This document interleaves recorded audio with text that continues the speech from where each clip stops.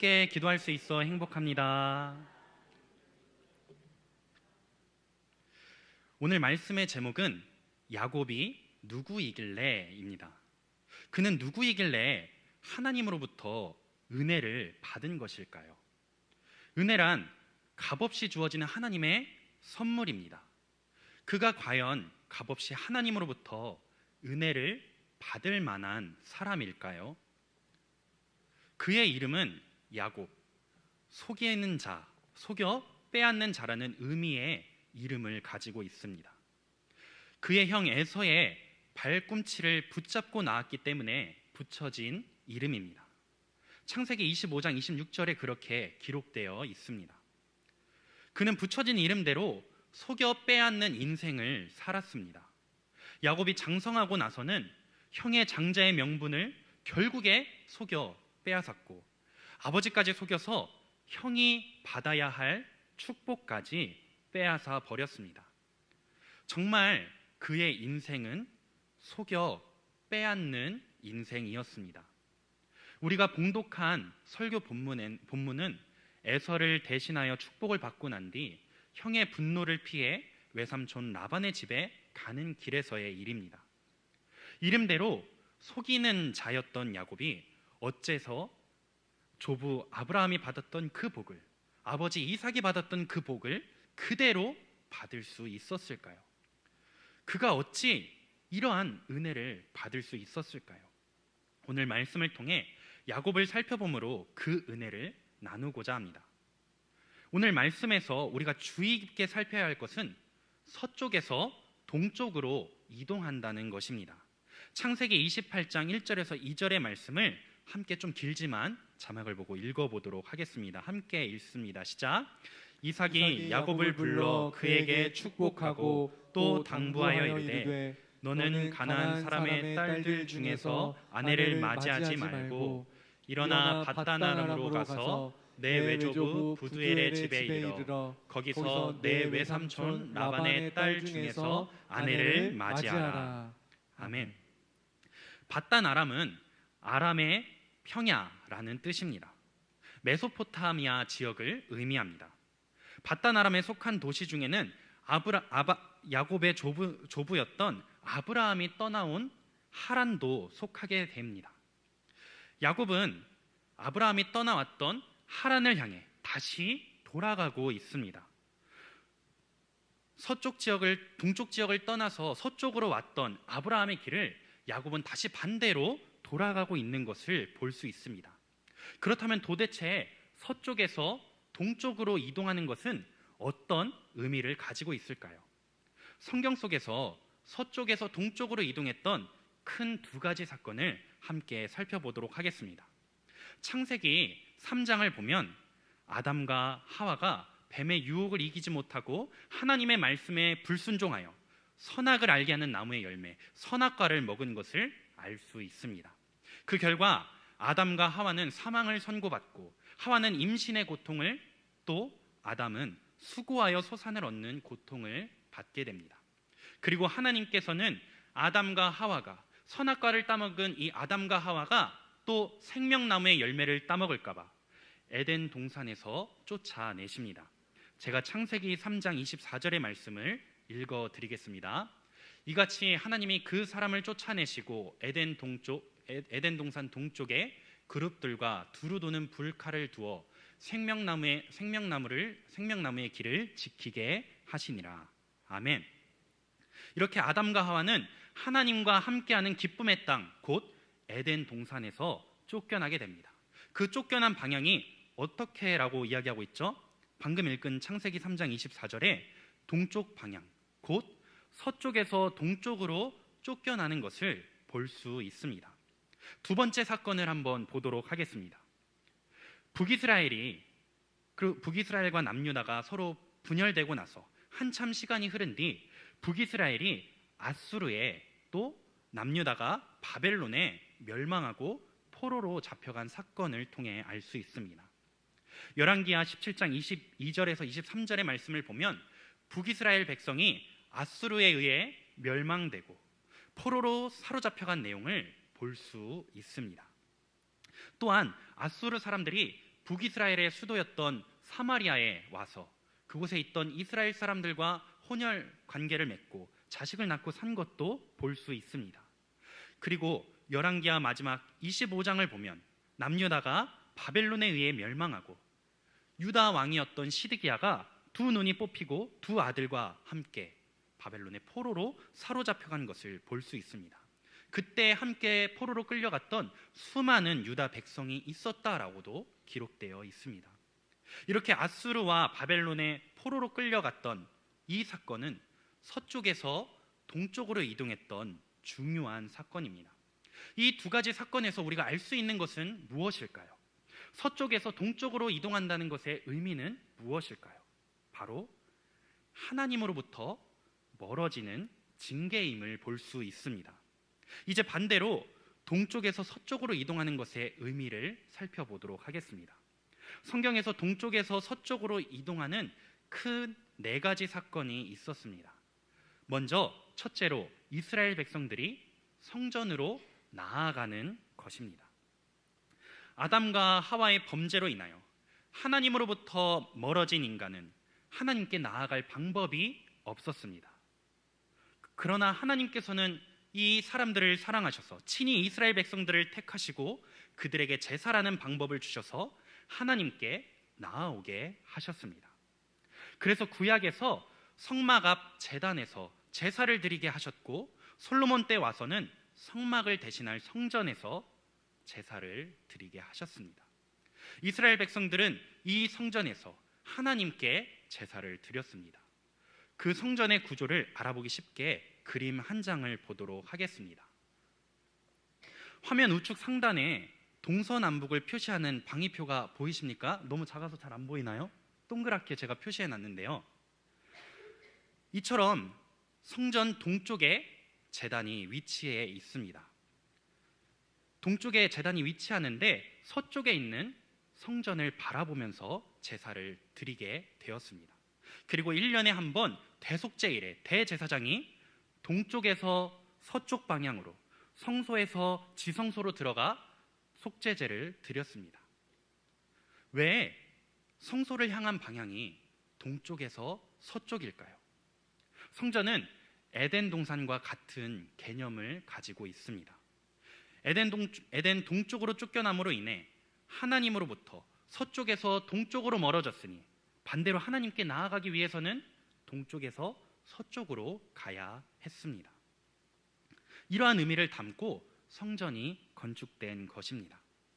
그리하여 성소에서 지성소로 나아가는 방향이 동쪽에서 서쪽을 향하게 된 것입니다. 둘째로 출애굽 사건입니다. 이스라엘 백성들은 40년간 광야 생활을 마치고 남쪽에서 북쪽 가나안 땅을 입성한 것이 아니라 삥 둘러서 요단 동편을 정복한 후 요단강을 건너서 약속의 땅 가나안 땅으로 입성하였습니다. 이 역시도 동쪽에서 서쪽으로 이동한 중요한 사건입니다. 가나안 땅보다 서남쪽에 위치했던 애굽에서 가나안 땅으로 들어오는데 요단강을 통하여 동쪽에서 서쪽 방향으로 입성하게 된 것은 큰 의미가 있으리라 생각되어집니다. 셋째로 바벨론 포로 귀환 사건입니다. 이스라엘 백성들은 바벨론 포로의 생활을 마치고 약속의 땅 가나안으로 다시 귀환하게 됩니다. 긴 설명을 드리지 않고도 아시리라 생각되어집니다. 이 사건 역시 동쪽에서 서쪽으로 돌아온 큰 중요한 사건입니다. 어떻습니까? 동쪽에서 서쪽으로 이동한 것은 모두 하나님께 돌아오는 의미가 있음을 쉽게 발견할 수 있습니다. 그러므로 서쪽에서 동쪽으로 이동하는 것은 하나님께로부터 멀어지는 것이요, 반대로 동쪽에서 서쪽으로 이동하는 것은 하나님께로 가까워지는 것을 의미한다고 쉽게 알 수 있습니다. 그러므로 오늘 본문 창세기 28장 15절의 말씀은 야곱에게 있어서 큰 의미가 있는 말씀입니다. 우리 다시 한번 창세기 28장 15절의 말씀을 함께 읽도록 하겠습니다. 함께 읽습니다. 시작. 내가 너와 함께 있어 내가 어디로 가든지 너를 지키며 너를 이끌어 이 땅으로 돌아오게 할지라. 내가 내게 허락한 것을 다 이루기까지 너를 떠나지 아니하리라 하신지라. 아멘. 왜 이 말씀이 야곱에게 큰 의미가 될까요? 동쪽으로 떠나는 야곱에게, 즉 하나님으로부터 멀어지는 저주와도 같은 일을 당하는 야곱에게 하나님께서 약속을 해주시기 때문에 큰 의미가 있는 것입니다. 다시 서쪽으로 돌아올 거야. 동쪽으로 떠났다가 다시 돌아오기까지 내가 너와 함께 할 거야. 이러한 하나님의 약속은 야곱에게 있어서 하나님께서 늘 은혜를 베풀어 주시겠다는 확실한 약속이요 보증이었습니다. 아버지와 형에게 죄를 짓고 쫓기듯 타국으로 향하는 야곱에게 임한 하나님의 큰 은혜였습니다. 그렇다면 다시 야곱을 살펴보길 원합니다. 야곱이 어떤 사람이었습니까? 그의 이름은 야곱, 속이는 자, 속여 빼앗는 자라는 의미의 이름을 가지고 있었습니다. 그는 붙여진 이름대로 속여 빼앗는 인생을 살아왔습니다. 오늘 본문에서 보듯이 아버지와 형을 속였습니다. 그뿐입니까? 오늘 말씀 창세기 28장 뒤에도 그의 삶은 별반 달라지지 않았습니다. 하나님께로부터 확실한 약속을 얻고서도 그의 삶은 별반 다르지 않았습니다. 삼촌 라반에게 속임을 당하기도 했지만 그 못지않게 삼촌을 속여 재산을 착취하였습니다. 그리고 그 재산을 점점 불렸습니다. 우리의 눈으로 볼 때 이런 야곱의 모습은 그가 과연 은혜를 받기에 자격이 없다 여겨집니다. 그리고 이런 은혜가 쉽게 납득이 되지 않습니다. 우리의 눈으로 볼 때는 인정이 되지 않습니다. 그런 야곱에 대해 성경은 무엇이라 말하고 있죠? 말라기 1장 2절에서 3절은 이렇게 말하고 있습니다. 제가 읽어드리겠습니다. 여호와께서 이르시되 내가 너희를 사랑하였노라 하나 너희는 이르기를 주께서 어떻게 우리를 사랑하셨나이까 하는도다. 나 여호와가 말하노라. 에서는 야곱의 형이 아니냐? 그러나 내가 야곱을 사랑하였고 에서는 미워하였으며 그의 산들을 황폐하게 하였고 그의 산업을 광야의 이리들에게 넘겼느니라. 아멘. 그러나 내가 야곱은 사랑하였고 그러나 내가 야곱은 사랑하였고 야곱이 하나님께 은혜를 받은 것은 우리가 감히 항의할 수 없는 하나님의 불가항력적인 사랑이었습니다. 우리의 눈에 볼 때 자격이 없는 야곱이 하나님의 사랑을 받는 것은 과연 불가능하다라고 생각되어집니다. 그러나 이것은 우리의 생각대로 판단할 수 없는 하나님의 전적인 은혜요 우리가 반문할 수 없는 하나님의 택정하심을 따라 의롭다함을 얻은 귀한 일이었습니다. 우리의 삶을 한번 되돌아보길 원합니다. 과연 야곱보다 나은 것이 있습니까? 여기 계신 우리 성도님들은 몰라도 제 삶을 들여다보면 감히 야곱보다 낫다 말할 수 없을 것 같습니다. 감히 야곱을 비난할 수 없을 것 같습니다. 우리에게 가능성이라는 것이 있다면 야곱이 그러하였듯이 하나님의 전적인 은혜가 임해야만 우리의 삶의 가능성을 논할 수 있게 될 것입니다. 하나님의 불가항력적인 사랑이 우리에게 있어야만 가능성을 논할 수 있을 것입니다. 우리도 야곱과 같이 은혜 받을 만한 것이 하나도 없기에 전적인 하나님의 은혜가 있어야만 합니다. 그런 우리에게 야곱에게 그러하셨듯이 가함 없는 은혜와 사랑으로 우리를 택하셨습니다. 우리가 알지 못하는 그때에 우리를 미리 아시고 우리를 택하시고 우리를 의롭다 하셨습니다. 그러기에 믿음으로 의롭다 하심을 얻은 자들이 되었습니다. 그러므로 동쪽을 향하여 떠나는 야곱에게 하셨던 말씀이 우리에게도 유효합니다. 삶의 복잡한 문제로 인하여, 가정에서의 어려움으로 인하여, 물질의 문제, 질병의 문제로 인하여 야곱과 같이 서쪽에서 동쪽으로 쫓겨나는 그 순간에 하나님 아버지께서 우리에게 약속하십니다. 창세기 25장 15절의 말씀, 내가 너와 함께 있어 내가 어디로 가든지 너를 지키며 너를 이끌어 이 땅으로 돌아오게 할지라. 내가 내게 허락한 것을 다 이루기까지 너를 떠나지 아니하리라 하신지라. 반드시 동쪽으로 돌아올 것이라. 반드시 내가 너와 함께 해주리라. 야곱에게 향한 이 은혜, 동일하게 우리에게 향한 하나님 아버지의 은혜요 사랑입니다. 이러한 은혜의 결과가 무엇인지 아십니까? 창세기 32장 10절의 말씀을 우리 자막을 보고 함께 읽어보도록 하겠습니다. 함께 읽습니다. 시작. 나는 주께서 주의 종에게 베푸신 모든 은총과 모든 진실하심을 조금도 감당할 수 없사오나 내가 내 지팡이만 가지고 이 요단을 건넜더니 지금은 두 때나 이루었나이다. 아멘. 물론 이렇게 고백하는 이 야곱은 부끄러운 고백을 하고 있는 것입니다. 왜냐고요?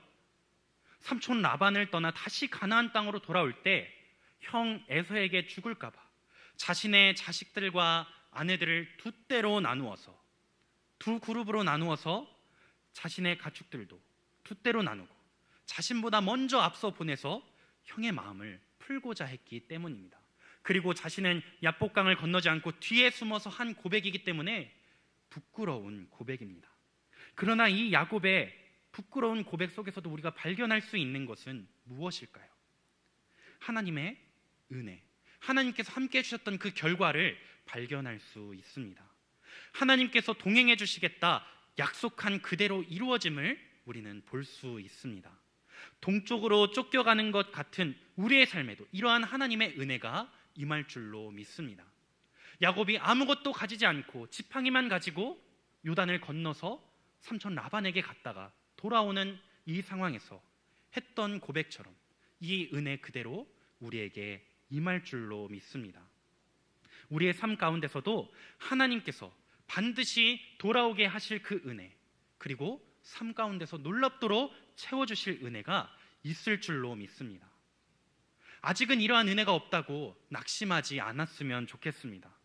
야곱이 고백했던 것처럼 훗날 우리도 야곱과 같이 하나님의 은혜를 고백할 수 있을 것이기 때문입니다. 우리의 삶을 한번 되돌아봤으면 좋겠습니다. 우리가 야곱과 같이 아무것도 가지지 않고 요단을 건너갔던 그때, 그리고 지금에서 하나님께서 얼마나 놀랍도록 우리의 삶 가운데서 은혜로 채워주셨고 하나님의 그 불가항력적인 사랑으로 우리를 채워주셨는지 우리는 되새기고 기억했으면 좋겠습니다. 그러한 은혜 앞에서 우리는 감히 야곱을 나무랄 수 없을 것입니다. 왜냐하면 우리는 야곱과 같이 하나님의 은혜가 있어야만, 하나님의 그 불가항력적인 사랑이 있어야만 가능성이 있는 사람들이기 때문입니다. 이러한 마음을 담아 잠시 후 기도 제목을 나누며 기도할 터인데 진정 주님의 은혜를 구했으면 좋겠습니다. 주님께서 함께 해주시기를 구했으면 좋겠습니다.